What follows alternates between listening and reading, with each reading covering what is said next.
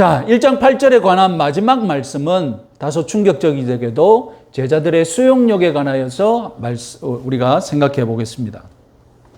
1장 8절 지상 마지막 가르침의 목적은 성령을 받아도 고치기 어려운 이 유대인 제자들의 유대적인 안목을 예수님이 세계적인 안목으로 넓혀주기 위한 것이었습니다. 그럼 이제 여러분께 단도직입적으로 한번 질문해 보겠습니다. 제자들은 1장 8절의 말씀을 들었을 때에 그들의 안목이 땅끝까지 확장되었을까요? 그때는 아니더라도 10일 후에 제자들이 성령을 받았을 때에 그럼 그때라도 제자들의 안목이 땅끝까지 확장되었을까요? 바울의 경우 서쪽 땅끝 서바나 선교의 비전을 가졌지만 바울은 그 당시에 없었습니다. 그 자리에. 바울은 사도행전 9장 가야 하나님이 따로 부르시거든요. 사도행전 1장, 사도행전 2장 이 갈릴리 사람들이 중심이 되었던 이 유대인들이 성령을 받고 예수님이 이미 10일 전에 가르침을 주었고 성령을 받았다면 그들이 성령을 받자마자 세계 선교를 하고 싶은 막 열망이 돋치고 우리 빨리 땅끝 가야지 뭐 그랬을까요? 제자들이 어떻게 받아들였는지는 이후 제자들의 언행을 보면 알 수 있겠죠. 사도행전 11장 19절 22절 말씀 같이 한번 읽어보겠습니다. 그때에 스데반의 일로 일어난 환란으로 말미암아 흩어진 자들이 베니게와 구브로와 안디옥까지 이르러 유대인에게만 말씀을 전하는데 그 중에 구브로와 구레네 몇 사람이 안디옥에 이르러 헬라인에게도 말하여 주 예수를 전파하니 주의 손이 그들과 함께 하심에 수많은 사람들이 믿고 주께 돌아오더라. 예루살렘 교회가 이 소문을 듣고 바나바를 안디옥까지 보내니.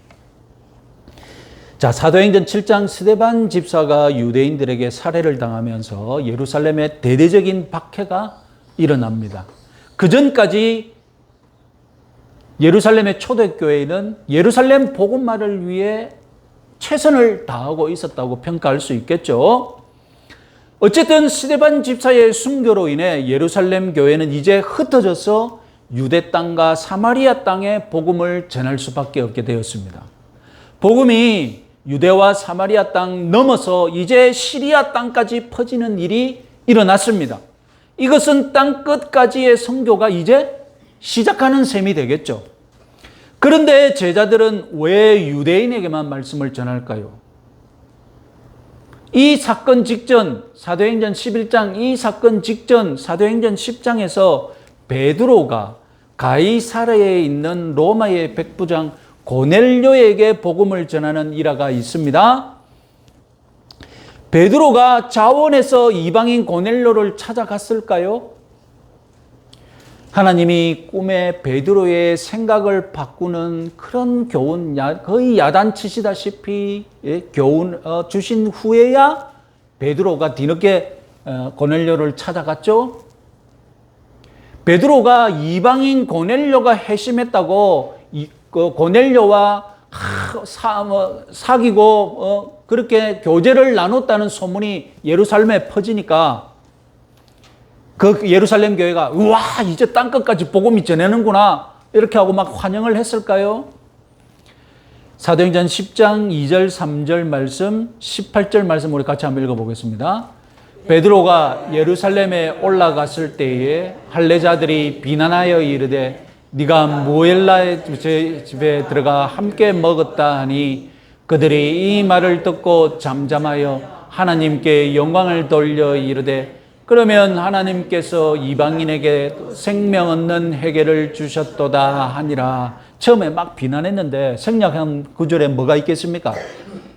베드로가 이런 일이 있었다. 하나님이 나에게 꿈을 주시고 고넬료를 찾아갔더니 성령이 임하더라. 이 상황 보고 하니까 이제 어떻게 됐다고요? 그제서야 하나님께서 이방인에게도 생명 얻는 회개를 주셨도다 이렇게 말했습니다. 이게 10장입니다. 그럼 11장에 무슨 일이 있어야 되겠습니까?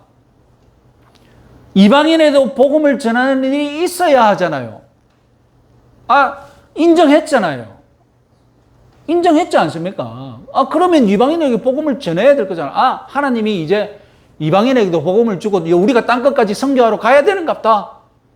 그런데 11장에서 무슨 일이 벌어졌다고요? 먼저 유대인에게만 말씀을 전했다고 안 합니까? 베니게와 구브로와 안디옥, 저 시리아 땅인데 거기 가서도 유대인에게만 복음을 전했다 안 합니까? 그러면 우리는 어떻게 판단해야 되겠습니까? 1장 8절에 승천 직전에 예수님이 땅끝까지 증인이 되라는 가르침을 주셨을 때 제자들은 그 말씀을 온전히 이해하지 못했다는 거예요. 어떻게 그런 일이 있을 수 있을까? 예수님이 분명히 땅끝까지 하라고 복음을 전하라고 했는데 그걸 문자적으로 이해를 못해. 여러분 이해가 됩니까?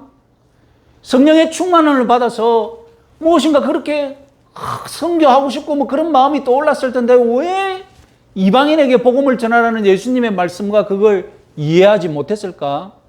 그래서 여러분 어떤 사람은 1장 8절 땅끝까지 증인이 되라는 말씀을 어떻게 유대인들이 해석을 했냐? 땅끝까지 퍼져 있는 유대인들에게 가서 전하라는 말씀으로 이해했다는 거예요. 상당히 설득력이 있죠. 아니 예수님이 땅끝까지 전하라고 했는 그 문자를 이해 못해? 그 문자를 이해했을 거잖아요. 그럼 땅끝까지 가야 되는데 땅끝까지 가서 이방인들에게 복음을 전하는 것이 아니라 땅끝까지 퍼져 있는 그때 지중해 세계에 퍼져 있는 디아스포라 유대인들이 있잖아요. 그죠?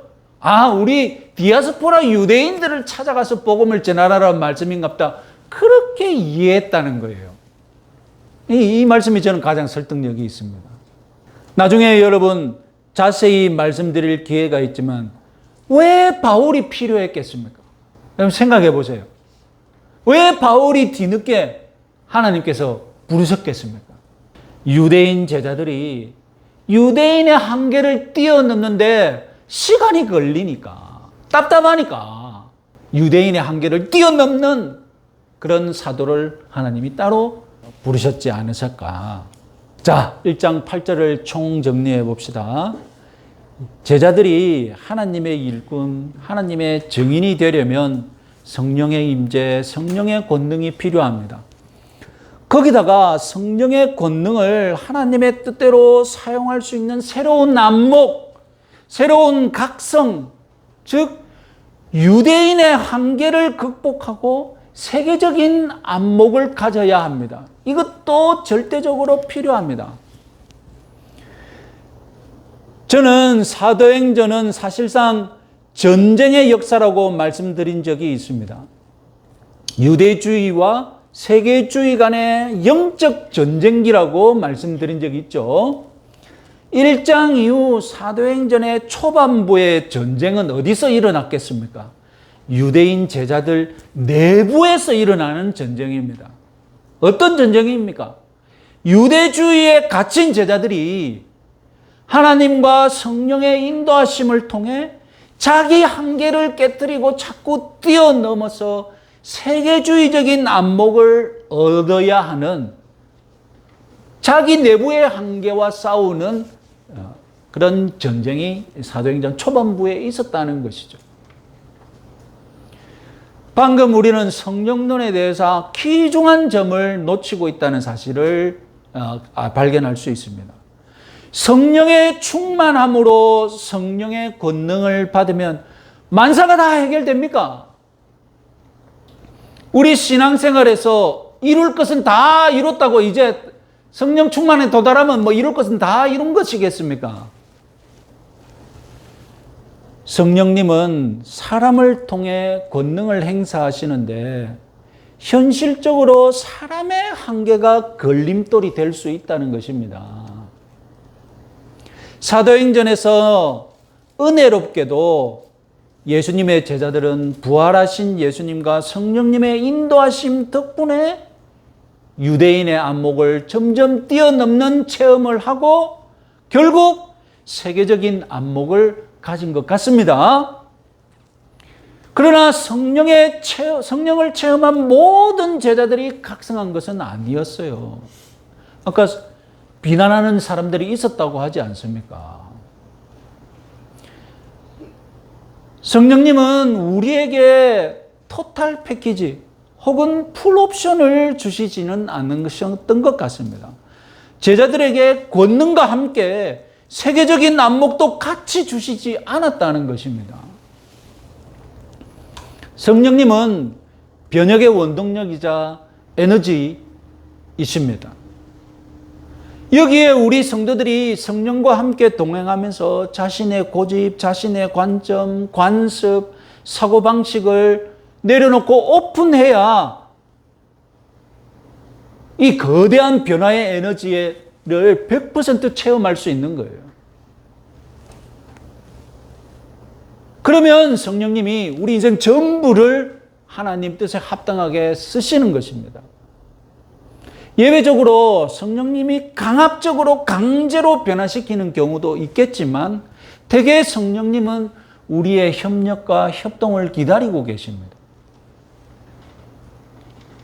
여기서 불미스럽고 때로는 치명적인 문제가 생기는 것이죠. 성령으로 중생한 성도일지라도 죄로 부패한 본성을 가지고 있거든요. 이것이 우리 지상에서 살고 있는 우리 성도들의 현실입니다. 안타깝게도 타락한 인생은 성령의 체험, 성령의 은혜, 성령의 힘을 자기 관습, 자기 관행, 자기 습관을 정당화하는 데 이용하기도 합니다. 예를 들어 19세기 미국 남부의 전통적인 장로교 신앙을 가진 귀족에게 성령은 체험했지만 그 남부의 귀족은 흑인 노예를 학대하는 것을 계속했습니다. 이해가 됩니까, 여러분? 유명한 장로교 신학자 있습니다. 그런데 그 사람은 계속 흑인 노예를 찬성하고 흑인 노예를 부렸어요. 20세기 남아프리카 공화국의 부유한 백인들, 이 사람들이 유럽 대륙에서 칼빈주의 신앙을 가지고 아프리카에 건너온 사람들입니다. 그래서 지금도 그 남아프리카 공화국 신학교에 우리나라에서 칼빈 신학을 배우기 위해서 가서 유학하고 온 사람도 있어요. 정통 칼빈주의 신학을 믿는 남아프리카 공화국의 백인들 성령 세례를 받았지만 인종차별 정책을 지지했습니다. 인종차별 정책을 행하고 기득권을 누렸습니다. 이 성령 세례와 이 무슨 관계가 있을까요? 도대체 21세기 한국 고신교단의 장로 권사들 중에 성령 세례를 받았지만 태극기 부대로 헌신하고 있는 사람들이 상당수가 있을 것입니다. 자기가 들고 있는 국기가 이스라엘 국기인지도 모르고 휘두른다고 하지 않습니까? 우리는 자기의 관점, 자기의 습관, 자기의 관행, 자기의 기득권을 위해 성령을 받았음에도 그 성령의 에너지를 오용할 수 있습니다. 어쩌면 악한 영이 성령인 척 속여서 악한 영에 사로잡히게 할 수도 있습니다. 자신은 성령에 사로잡혀서 실천한다고 믿고 있겠지만 사실은 악한 영에 사로잡힐 수 있습니다. 여러분 옛날에 기도원 관장들 보면요. 자기가 하나님과 동급인 줄 알아. 그들의 말하는 거, 그들이 하는 거 보면 마치 자기가 하나님과 동급인 양 그런 식으로 막 교만하게 사람을 아나무인처럼 대하거든. 난 그 사람이 성령에 정말 사로잡혀 있는 사람인지 저렇게 교만하면 자기가 하나님과 동급인 사람으로 믿고 있다면 혹시 악령에 사로잡힌 것은 아닌지. 그런데 기도원을 운영하고 있으니까 악령에 사로잡혔다고 욕할 수도 없고 기독교의 나라 미국에서는 지금 KKK 과거 KKK 디지털 아시죠? 하얀 두건 쓰고 막 흑인들 뭐 죽이러 다녔던 그 KKK 같은 백인 우월주의 단체들이 공개적으로 지금 활동하고 있지 않습니까? 소위 마가 세력, 복음주의 세력이라고 하는 마가 세력과 트럼프 대통령의 지원 때문에, 부추김 때문에 일어나고 있습니다. 복음주의 세력은, 마가 세력은 성령의 능력을 체험한 집단일까요? 혐오하고 저주하고 욕하고 이방인들은 죽여도 된다는 생각을 가지고 있다면 그게 성령의 생각일까요? 악한 영의 생각일까요? 여러분들은 어떻게 생각하십니까? 성령이 충만하면 이방인들은 죽여도 된다고 생각할 수 있을까요? 그들이 악한 영에 사로잡힌 것이 아니라면 적어도 성령의 힘을 오용하고 있는 것은 아닐까요? 안타깝게도 성령님은 만병통치약이 아닙니다. 성령님은 인격적인 도우미이십니다. 우리들이 마음을 열지 않고 우리들의 생각, 고집, 우리들의 관습을 유지하면 그 매달리고 있으면 성령님은 오용되고 악용될 수 있습니다. 그 성령의 거대한 에너지를 자기의 악습을 지지하는 것으로 오용할 수 있다는 거예요. 그러면 대단히 비극적인 일이 벌어지는 거죠. 성령 받아라면서 때려 죽일 수도 있고.